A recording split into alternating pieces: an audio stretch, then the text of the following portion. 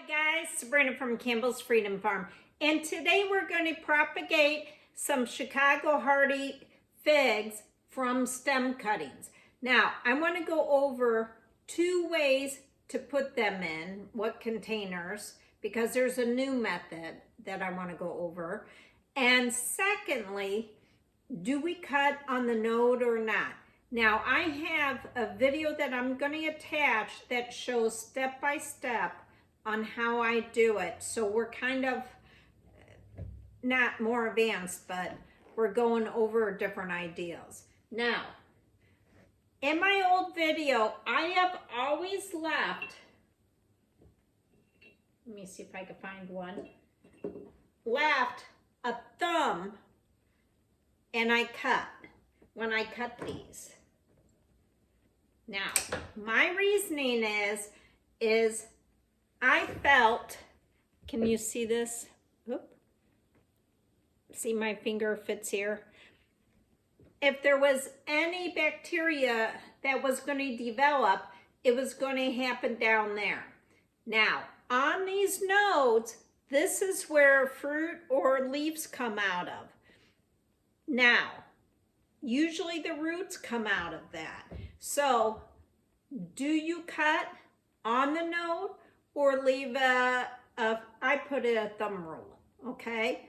Now, I'm going to do it both ways that we could see both ways. So this obviously is the thumb rule. Now, with both of these, I'm just going to lightly scratch so you could see the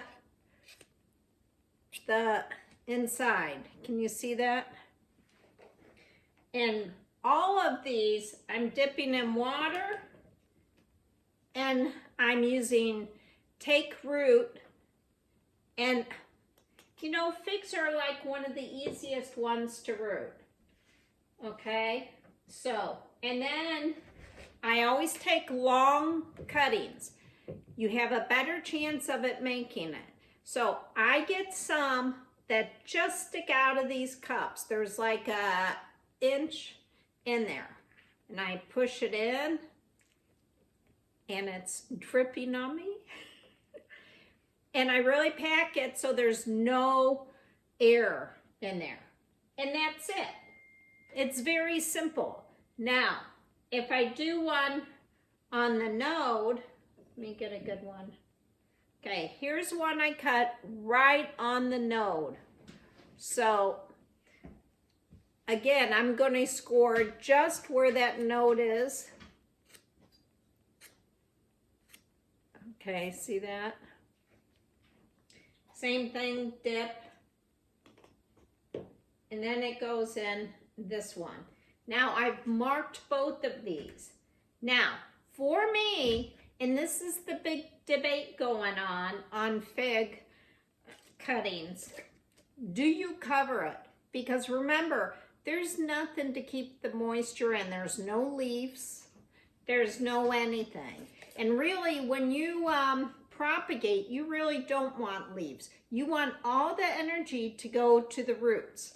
So I have always put a clear cup over these and I put it on a floor because that's the hottest area, is the floor by a vent. You don't want the top to be hot, just the bottom. So you want the feet to really warm up and grow those roots. We don't want to develop leaves yet. So that's the way I've always done it. A lot of people have had problems with it molding. If you have leaves, you need to put a hole in it. Or even if there's not leaves, you could put a little hole. That way no bacteria and fungi develop there. Never had a problem, ever. Okay, now the new way, and I'm just using a smaller container. Really, you want something with this new method that people are using that gets up as high as the cup. So, with that being said, we do the same thing. We propagate. Let me stand up. And this layer right here of pine bark or bark or sand, whatever, will keep the whole rooting process moist without drying. Okay, so they root it and they put it in here, and they do not cover it because this comes up to here and it's cool and it keeps it really nice because your soil is slightly damp.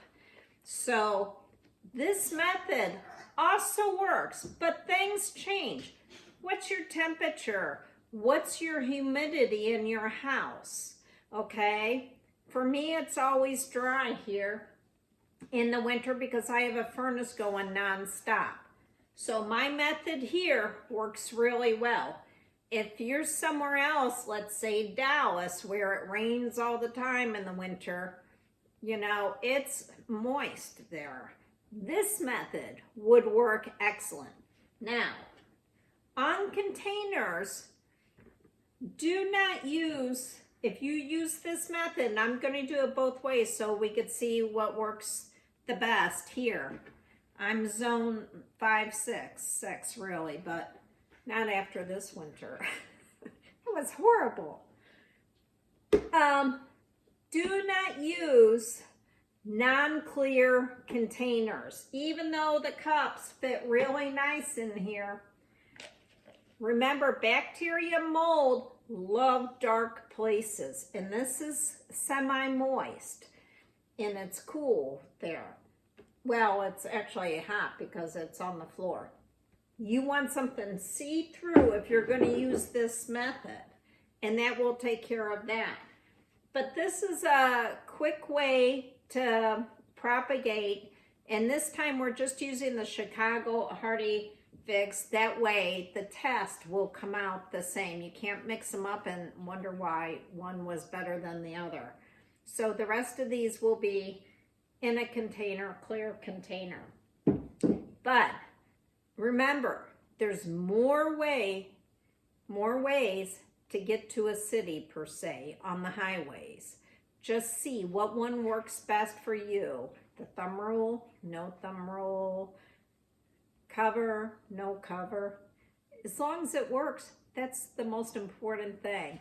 So this Sabrina from Campbell's Freedom Farm. Let me know what you do. I'm always curious about this.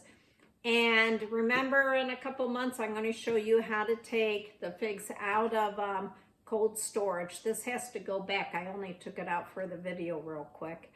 And that's it. Have a great day.